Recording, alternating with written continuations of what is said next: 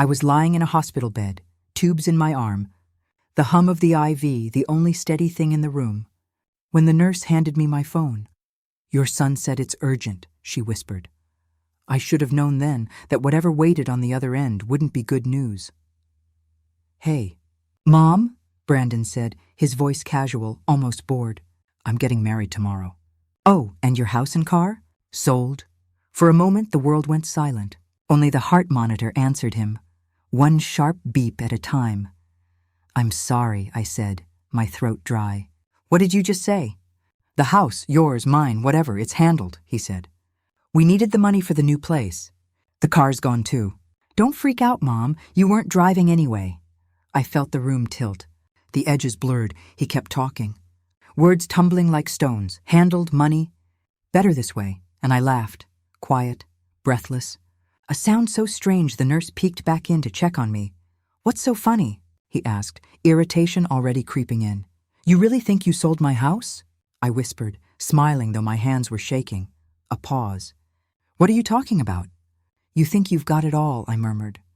"But you never read the fine print." I hung up before he could answer. The phone slipped from my hand onto the blanket. The laughter died fast, replaced by something heavier. I wasn't delirious. I was furious. He'd waited until I was weakest, recovering from surgery, alone.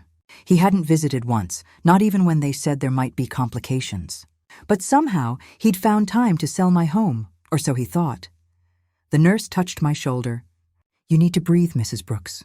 I nodded. But my mind was already elsewhere, running through documents, signatures.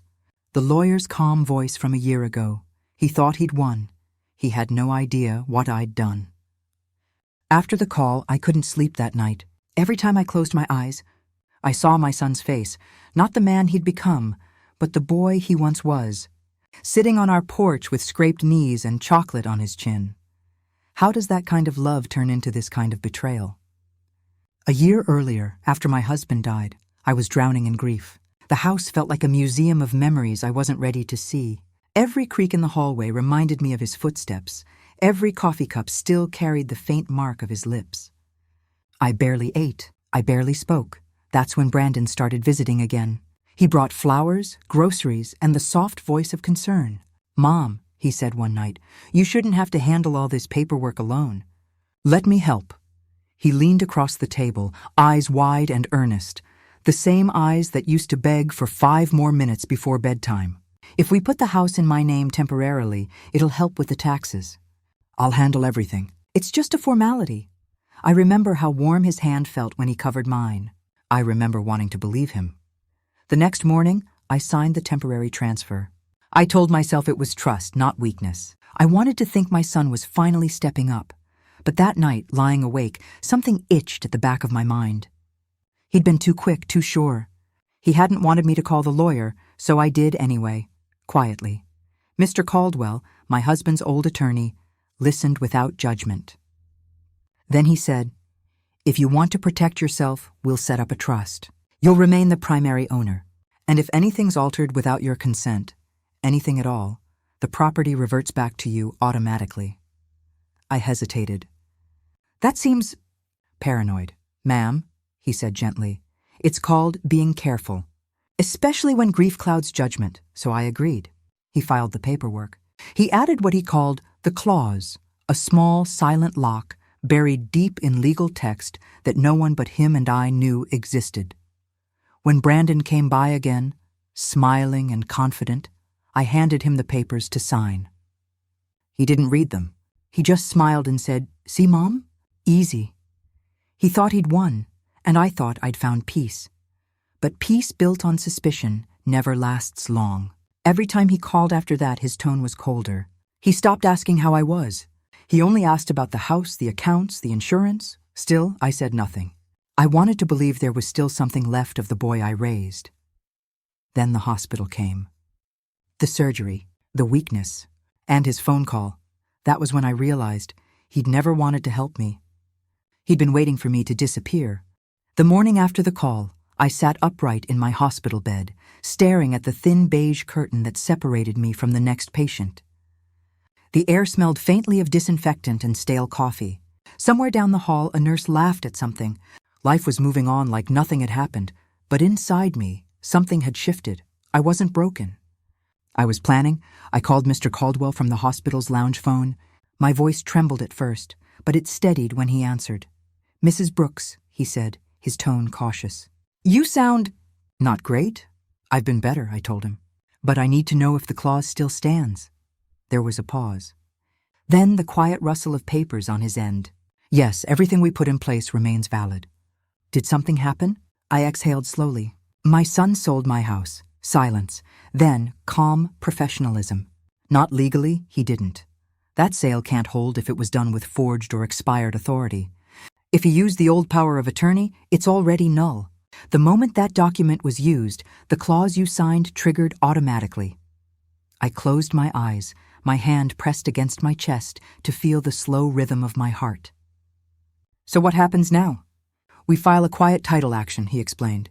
"Everything freezes until it's reviewed. No one can claim the property, no one can move in, no bank can touch it." I smiled faintly. "Perfect. Quiet sounds good." When I hung up, I didn't cry. I just stared out the window at the gray winter light.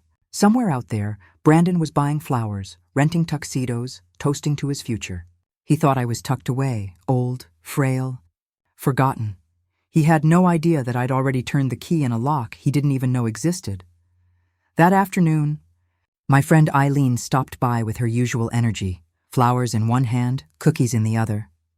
She'd been my neighbor for 20 years, the kind of woman who noticed things other people didn't. When she saw my face, she stopped mid-sentence. "What happened?" I told her everything. The call, the sale, the clause. When I finished, she leaned back in her chair, her sharp eyes glinting with something between admiration and disbelief. "You're telling me you outsmarted your own son before he even tried to rob you?" "Let's just say," I said softly, "I finally listened to my instincts."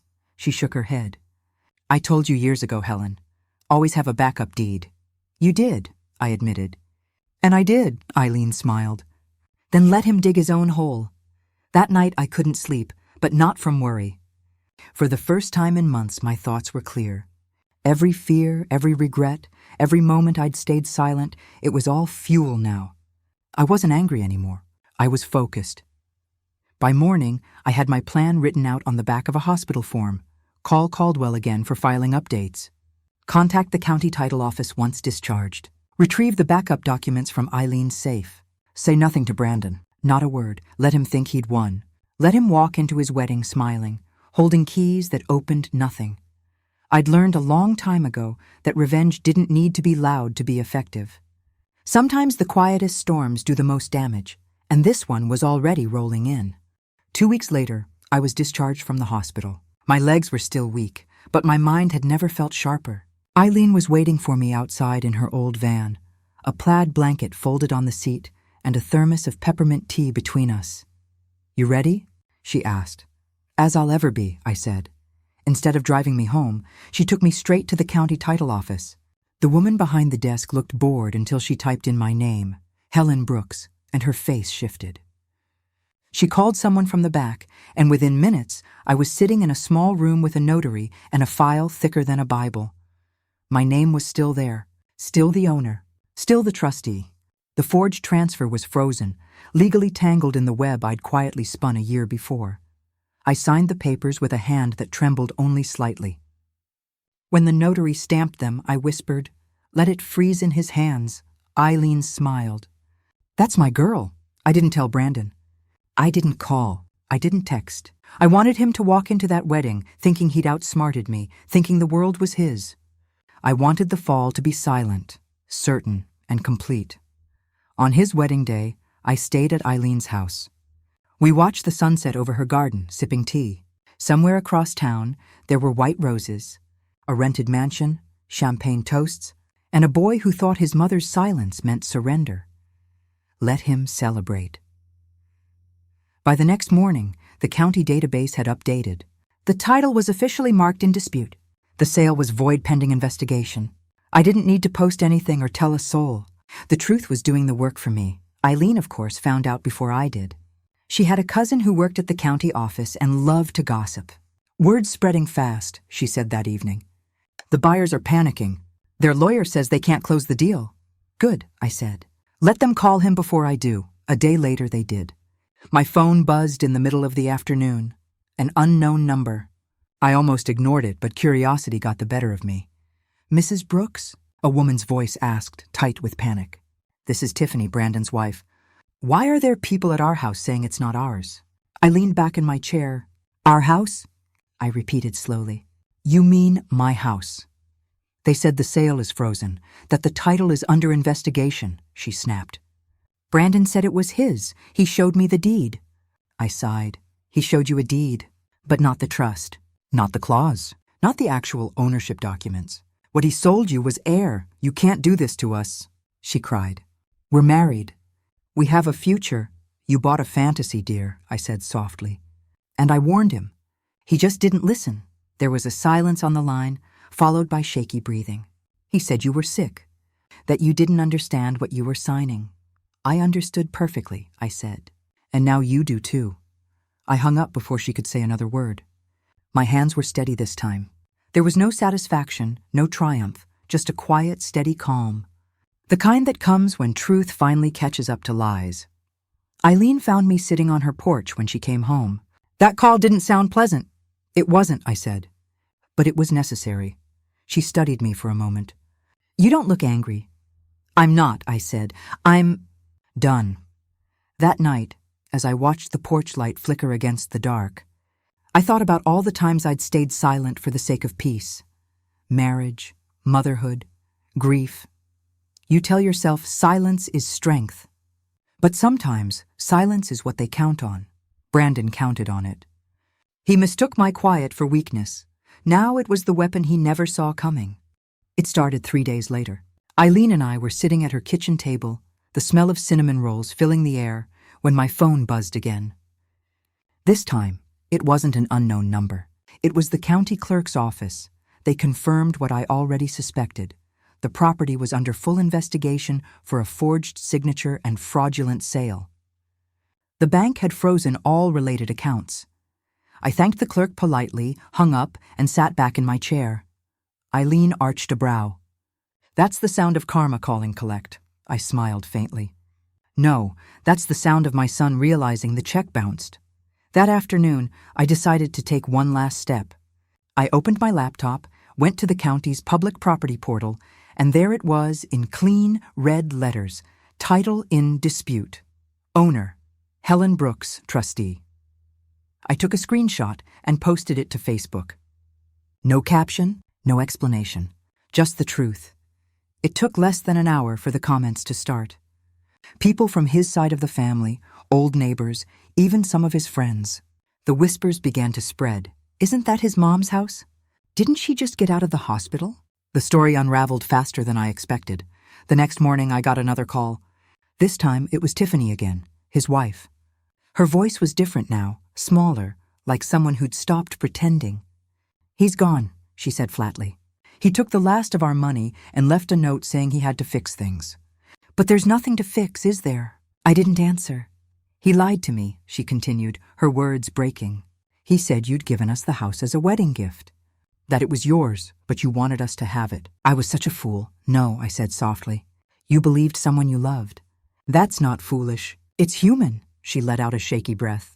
What happens to him now? I don't know, I said. That's up to him. But as for the house, it comes home. We hung up without another word.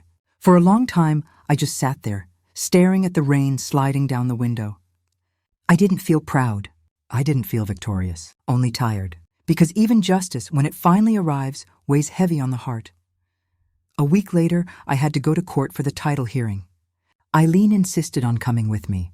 In the hallway outside the courtroom, we sat side by side, our folders neatly stacked on our laps. And then I saw her, Tiffany. She looked smaller somehow, wrapped in a beige coat 2 sizes too big. Her eyes were swollen from crying. She sat at the other end of the bench, hands shaking in her lap. After a while, she whispered, "He's not coming." I turned to her slowly. "What do you mean?" "He drained our joint account," she said quietly. "Took the car. I don't even know where he went. For a moment, I couldn't speak. The echo of her words filled the cold corridor. She stared straight ahead. He said he'd call once it all blew over. But it won't, will it? No, I said softly. It won't. When the clerk called my name, I stood and walked into the courtroom. The judge barely looked up as he stamped the papers. The forged sale was void, the property reinstated, my name restored. Just like that, it was done. When I came back out, the hallway was empty. Tiffany was gone. Eileen squeezed my hand and whispered, "You did it," but it didn't feel like winning. It felt like closing a door I'd kept open too long. 2 days later, the phone rang again. It was Brandon. He didn't bother with greetings. "You ruined everything," he shouted. "You embarrassed me. You humiliated me in front of everyone." I held the phone away from my ear, then brought it back slowly. "No, Brandon. I just told the truth. You could have let it go," he yelled. "You weren't even dying." There it was, the sentence that would stay with me forever. I didn't speak for a long time. Then I said quietly, "You sound disappointed." He said nothing. "I didn't ruin you," I whispered. "You did that yourself." He hung up first. I sat there staring at the blank screen, realizing something I should have known long ago. Some people only love you for as long as you're useful. He hadn't just taken my house. He'd taken every ounce of trust left in me, and now he'd taken his absence too. For the first time, I didn't reach for the phone to call him back. I let the silence stand. 3 weeks later, I stood at my front door again. My house, the one I had scrubbed, painted, and wept inside for 35 years, was quiet. The key slid into the lock easily, almost too easily, as if it had been waiting for me. The air smelled faintly of dust and lavender. Sunlight fell through the lace curtains just like it used to. Nothing looked different, and yet everything did. There was no laughter, no echo of voices, no footsteps rushing up the stairs. Just me, the injunction had gone through. The buyers had vacated. Every false signature was wiped clean. My name, Helen Brooks, was back where it belonged. I closed the door behind me and leaned against it, listening to the stillness. For the first time in months, no one was asking anything of me. No phone calls, no lies, no pretending. The house creaked like it was breathing again. In the living room, my favorite chair still sat by the window. The fabric was a little faded, the cushion a little saggy, but when I lowered myself into it, it held me exactly like it always had. It was a small mercy, to be held by something that never betrayed you. On the wall beside me were faint pencil marks, Brandon's height chart from when he was a boy. I used to measure him every birthday, up another inch. I'd cheer, and he'd beam like the world had expanded just for him. My hand hovered over those lines now. I couldn't bring myself to erase them. They were the only honest record of what we'd once been. I walked slowly through each room. The kitchen tiles, the worn banister, the chipped paint by the back door, all of it was familiar, all of it mine again. And yet, every step carried the weight of what it cost to get here. Eileen was waiting outside, trimming her roses. She looked up when I stepped onto the porch. "Well?" she asked. "It's done," I said. My voice came out softer than I expected. She nodded, eyes warm. "Feels strange, doesn't it? Getting everything back." "It does," I admitted. "You think it'll feel like victory, but it just feels quiet." "Quiet's not so bad," she said. "No," I said. "It's not." A few days later, I met with Mr. Caldwell one last time. He slid a folder across the table. Finalized documents, updated will, power of attorney papers. This time, Eileen's name was listed as my executor, not Brandon's. "You're sure about this?" he asked. "I'm sure," I said. He had his chance. He nodded, no judgment in his eyes, only understanding. "Then everything's secure. Your estate is clean. If anyone ever tries to pull something again, they'll hit a wall they can't climb." "Good," I said, closing the folder. "Let them try." When I returned home, I placed that folder on the kitchen counter like it was sacred. Because to me it was. It was proof that I still had a say in my own life, that I wasn't just a story someone else got to write. That evening, I sat on the back porch with a cup of tea, watching the sun dip behind the trees. Eileen was humming next door. Somewhere far off, kids were laughing, chasing fireflies. It was peaceful, but the kind that aches. I thought about Brandon, where he was, what he'd tell people now. Maybe he'd blame me. Maybe he'd twist the story so he didn't have to face himself. It didn't matter. I wasn't part of his lies anymore. Sometimes I still hear his voice in my head, that little boy asking, "Mom, are you proud of me?" And I am, of the boy he was. Not the man he became. I wish love alone could have saved him. But love without respect is just surrender. And I'm done surrendering. As the evening light faded, I whispered to the empty air, "You can't steal what someone built with their own hands." The wind moved through the trees like it understood. I took one last look around. The porch, the yard, the windows glowing soft gold, and felt something I hadn't in a long time. Finality. Not revenge, not triumph. Just the end of a long, hard story. Tomorrow I'd water the plants, sweep the porch, maybe bake something sweet. Life would move on, slower but steadier. The house was mine again, and so was my peace. I didn't forgive him, not yet. Maybe not ever. But forgiveness wasn't the point. Survival was. I've learned that some storms don't come to destroy you. They come to clear your sky.